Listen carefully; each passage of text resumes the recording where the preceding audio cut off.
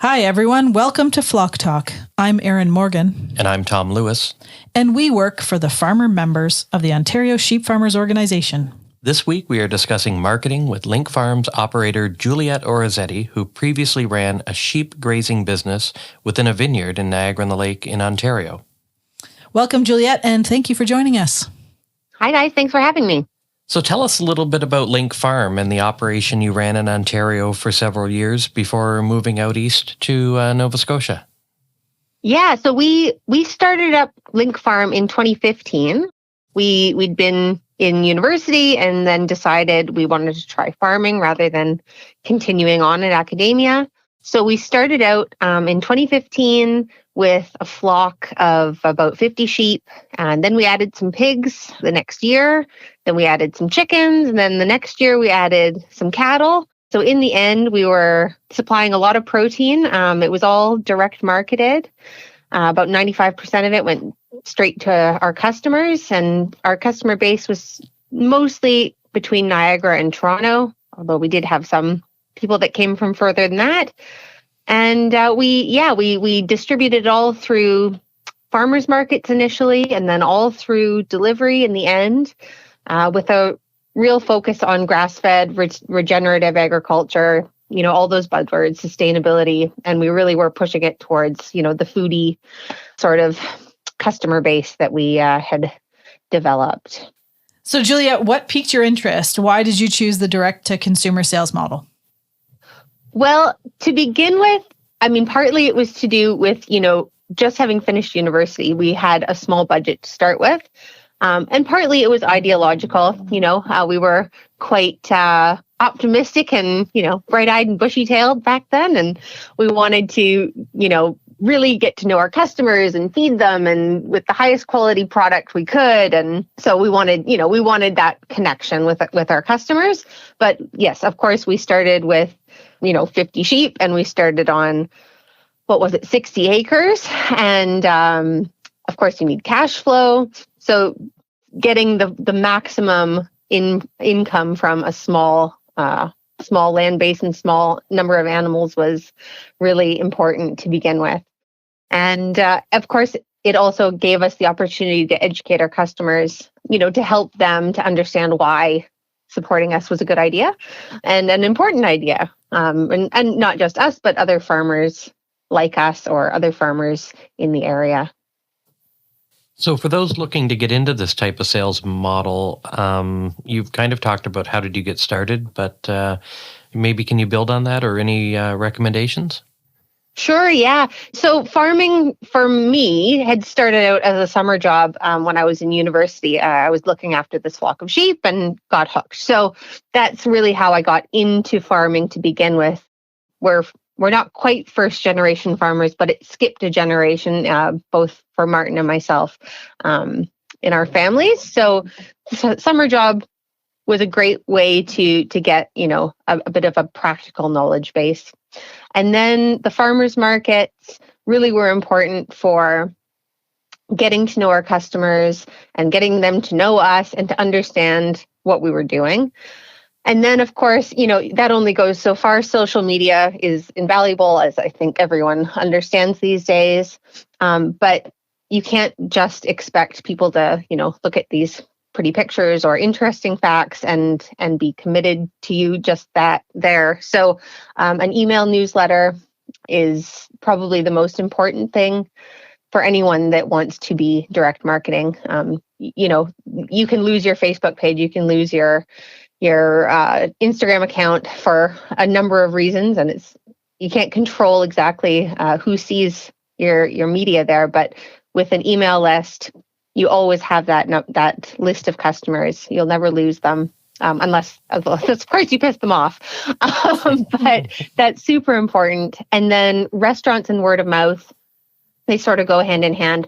We sold whole animals to restaurants who shared our ethos and whose customers, in theory, would be good customers of ours as well.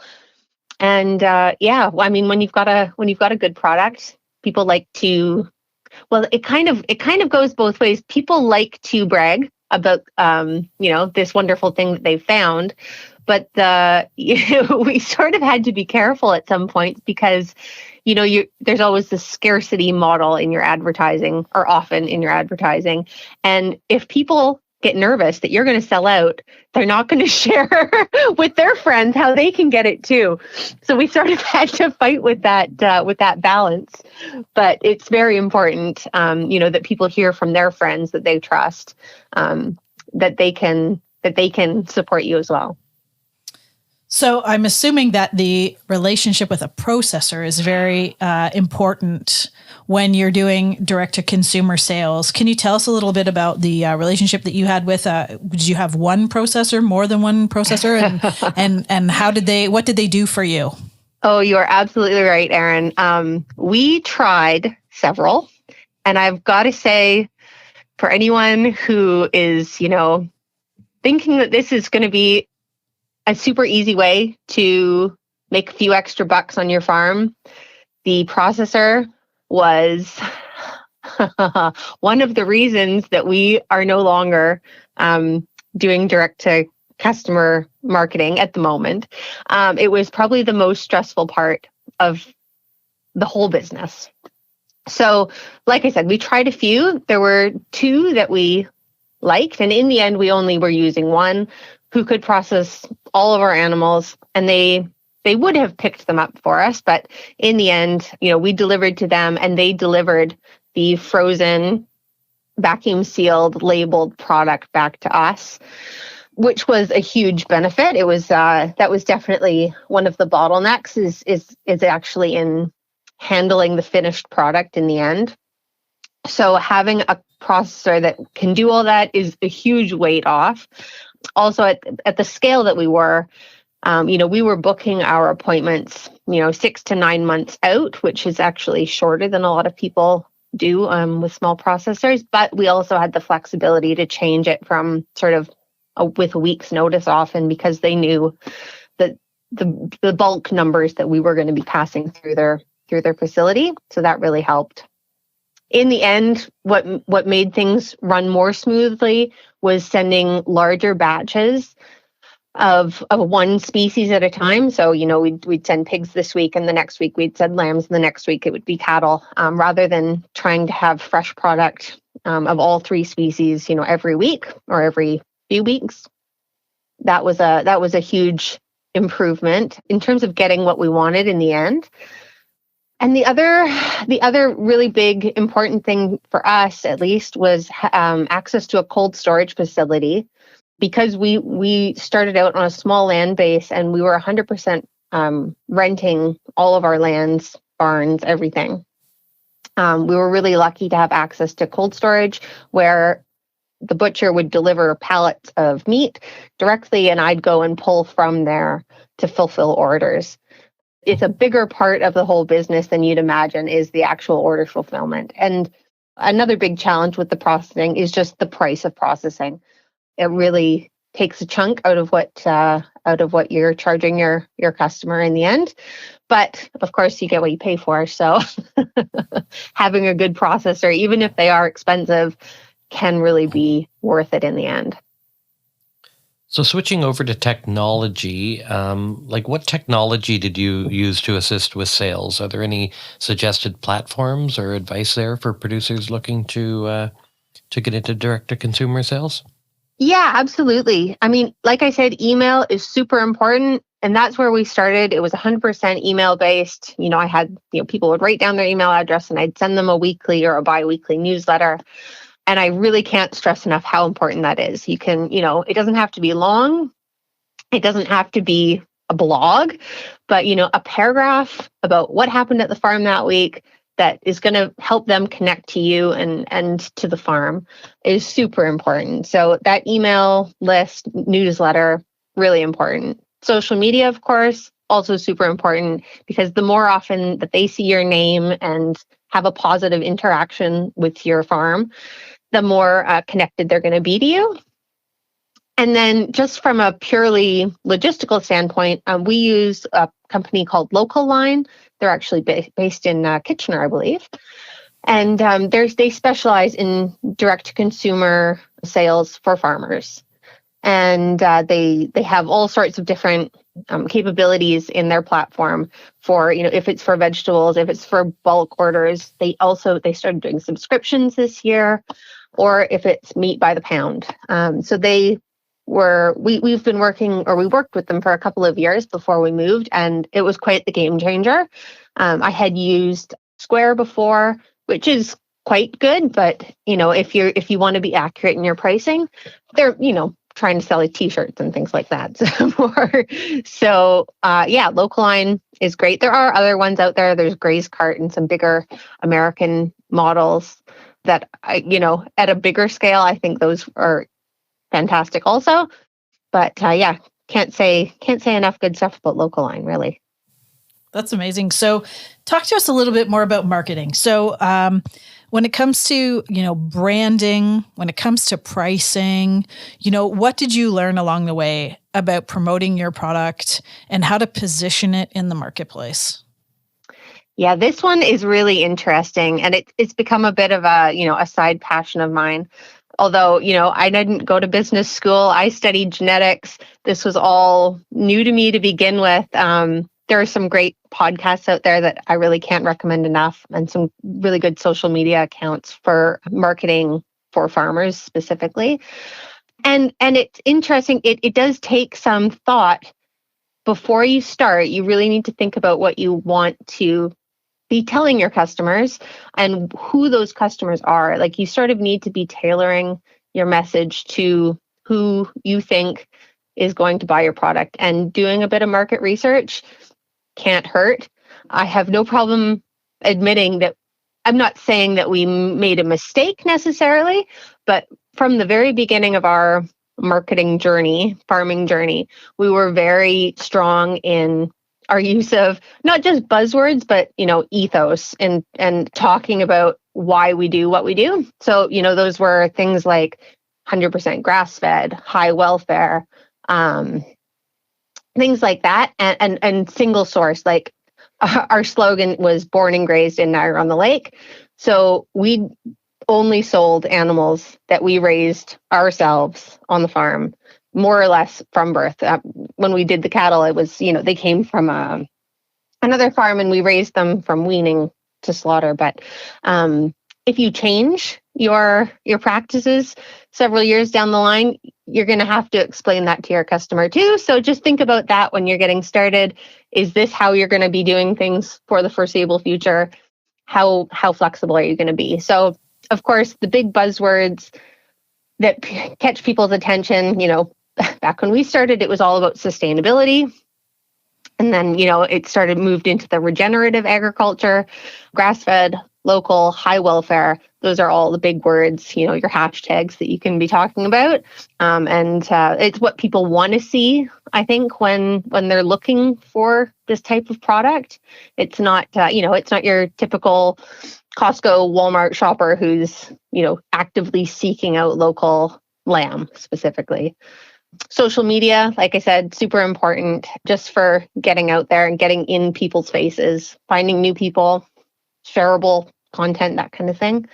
Facebook groups, like local Facebook groups specifically, like for your town or whatever you think your delivery region is going to be, they often have, a schedule of when you can share about businesses, or, you can just, it doesn't have to be specifically a marketing post, but something, about the farm, just a pretty picture, or, oh, look what lambs are being born this week, that kind of thing, just to get your name in front of more people.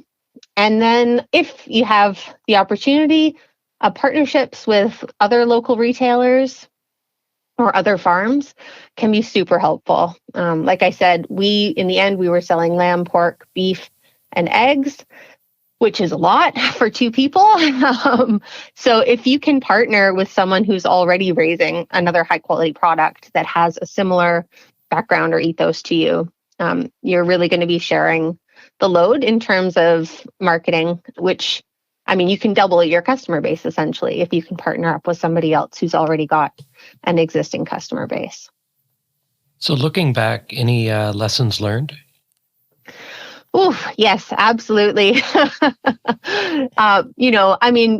you can't always foresight, or hindsight's 2020, and you can't foresee what changes are going to come, 5-10 years down the line. So having started out, we started out where we knew our customers were, which was in Niagara-on-the-Lake, which if you're in Ontario, I'm sure you all know Niagara is not a cheap place.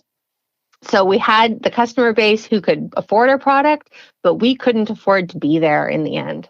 We outgrew our physical space and we couldn't afford to buy there. And so that sort of was a difficult thing for us to come to terms with, I suppose. But even just, whatever space you have, you're going to outgrow it. Just whatever you plan for, give yourself 50% more barn space, more, storage space, more everything, because it's a lot easier to grow into something than it is to, add on when you're in the thick of things. And, plan for burnout, because that was a real thing for us. Selling as much meat as we did in the end was, it was more than a full-time job for two people. It was probably more than a full-time job for three people. So, plan for breaks, plan for the capability to hire someone on when you need to. Yeah, I really can't stress that enough. If you're doing well, you're going to probably burn out unless you have help with everything, really, just for, sick days. Well, we know the next chapter of this story is that you moved east, but if you were still in that Niagara-on-the-Lake region, or if somebody was looking at that market opportunity, what do you think the potential is? Would there have been growth potential for your business? Were there opportunities? Is there a nice market there? Absolutely. Oh yeah, no, and people are still bugging me. Are you going to be shipping lamb from out east? Where can we get lamb? And that is something that we're working on. But the cold chain issue is a real challenge.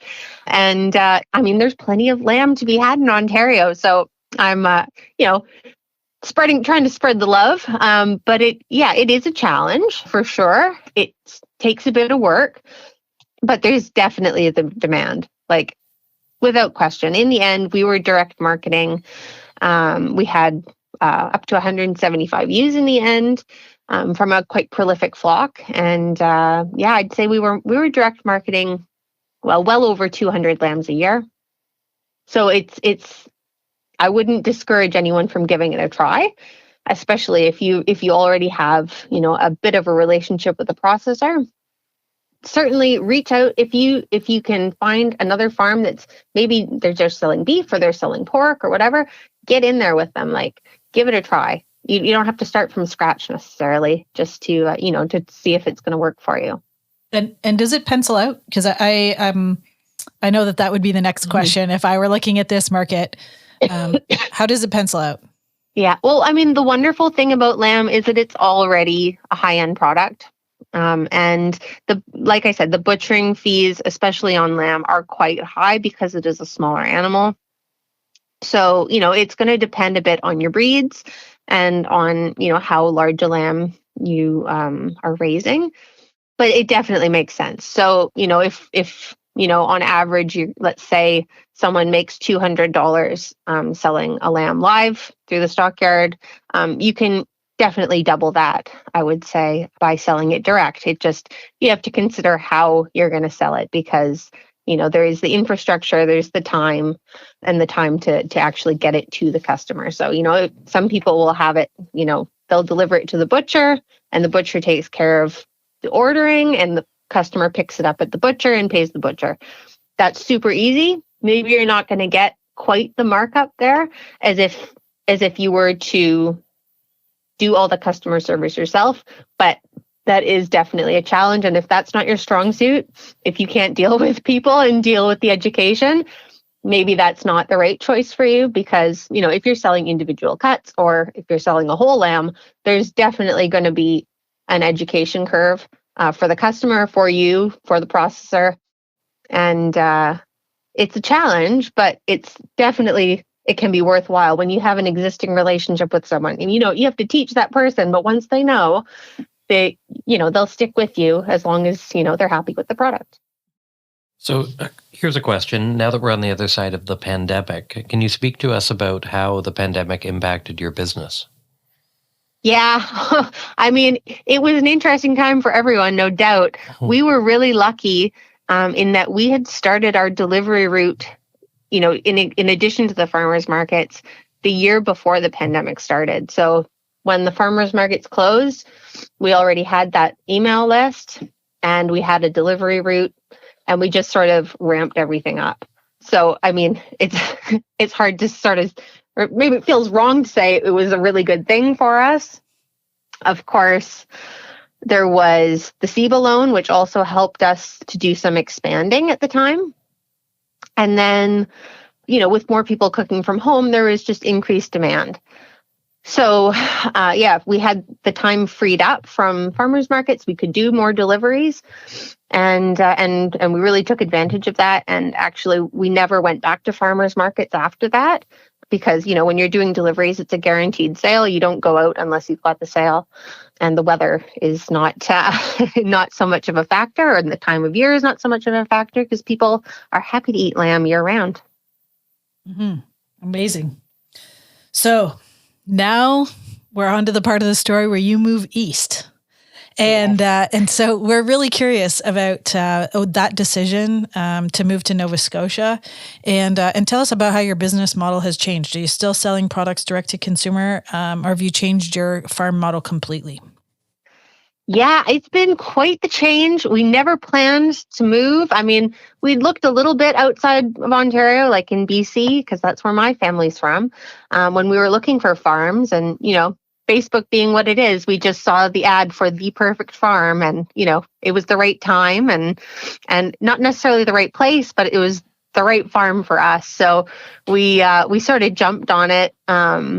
It was at a moment of burnout in terms of marketing when we saw this farm for sale, and we just jumped on it. And it's been a huge change. When we moved, we took the sheep and we took some cattle with us. So we went from our flock of about 170 ewes, and now we're up to 575 in a 12-month period. Wow. So a bit of a change. We're going all in on the sheep. We've got a handful of Speckle Park cattle too, just to eat those silage bales the sheep can't have. And we're really focusing on doing the farming as well as we can, which feels really nice, but is a whole new learning curve, of course, and a pretty different lifestyle, which has been nice. We haven't done any direct marketing essentially, aside from a couple of steers this year, which has been a nice break. But I can also, I can see that coming back in a certain way. And like I said, we still have demand in Ontario, and so I need to do a little more research. But the cold chain is our big challenge right now in shipping. So, right now we have shearing coming up, and so we're going to be focusing a bit more on non-perishable marketing, I'd say, because of course we didn't talk about wool at all, but wool is another thing that you can be direct marketing to customers. So tell us, you use the word cold chain. Can you just explain that a little bit? Oh, sure. Yeah. So that when an animal is processed, it has to be maintained at a certain temperature from the time it is killed to the time that basically it's in the customer's fridge. So one of the challenges and, areas that is maybe a bit gray is that transport from the abattoir to the farm and from the farm to the customer. And, a lot of people are, using coolers or insulating the back of their truck, which I've never had a problem with, and I've never heard of anyone having a problem with locally. But when you're crossing provincial lines, of course, things get a bit different. It also, you have to have federal inspection, which isn't an issue for us, but just getting product from, for example, Nova Scotia to Ontario. I'm sure we've all seen those ads and those amazing farms down in the States where they're shipping, overnight to all 50 states. That simply is not a reality in Canada. And, you can ask any shipping company, and they'll give you a different reason. There's not enough Canadians. It's too big a country, blah, blah, blah. So we've looked into various options, even including, I've been trying to get quotes to have a pallet of lamb delivered, picked up from an abattoir and sent to another facility in Ontario where it could then be distributed. But I so far have not had luck with that. So that's definitely something to work on. But, if they can ship lobsters and whatnot, there's no reason that we can't be shipping lamb, from where it is to where it wants to go. Absolutely. So we could probably do a podcast on just moving a farm in general, but I have a question. How many trucks does it take to move a sheep farm? Oh, goodness. Well, we took 2 flatbed loads, like 2 full 43-foot loads of tractors and hay equipment and all that. Then it was 1 U-Haul truck of personal equipment and a livestock trailer full of other stuff and dog food and all that jazz and frozen meat. And then it was 2 43-foot livestock trucks to get all the sheep and cattle here and the 6 guardian dogs. Yeah. Wow. Yeah. That was interesting. That is a caravan. Yeah, that could have been a reality TV show. It absolutely could have been. It was, I think, in the end, it took 3 weeks to get everyone from one place to the other because Martin came ahead of me with, first we sent 1 load of equipment so it would get here before Martin did. Then Martin drove. And then I was home for another 2 weeks, loaded the last of the animals, loaded the last of the equipment after the animals had gone, and then I got in the livestock trailer and drove. It was an adventure. Sounds like it. But you can do it. Anyone can do it. Well, thank you, Juliet, for joining us on Flock Talk and certainly talking about all things marketing and sharing your experience. And I know we certainly wish you all the best on your venture out east. Yeah, thanks for asking. It's nice to still feel like a little bit of the Ontario sheep community. That's fantastic. Well, you're always part of the Ontario sheep community in our hearts. And thank you for listening. We hope you enjoyed this episode. Join us next Wednesday for our education-themed interview with Kelly Daynard with Farm and Food Care Ontario. Hey, Tom, what have you been working on lately? So, Erin, one of the things OSF and myself have been working on the last couple of weeks has been conducting a review of the websites, both OSF commodity website as well as the consumer website. The consumer website's a little bit more intricate because we run various applications or third-party apps on the website, such as Google Translate and a couple of others for the recipe search. This is done to ensure that the site is working and the updates are needed and to avoid any problems on the front end. This is now complete and ready to go for 2024. The OSF staff will be continuing to update new recipes with a focus on ethnic as well as easy weeknight meals. While running the various updates, OSF staff also took the time to update some new recipes, which you'll find on the website. Lamb tacos, lamb shawarma, lamb meatloaf, as well as mince and tatties. There's also new sauces and marinades, as well as some new resource pages such as grilling tips and techniques, pressure cooking times, as well as tips for smoking lamb.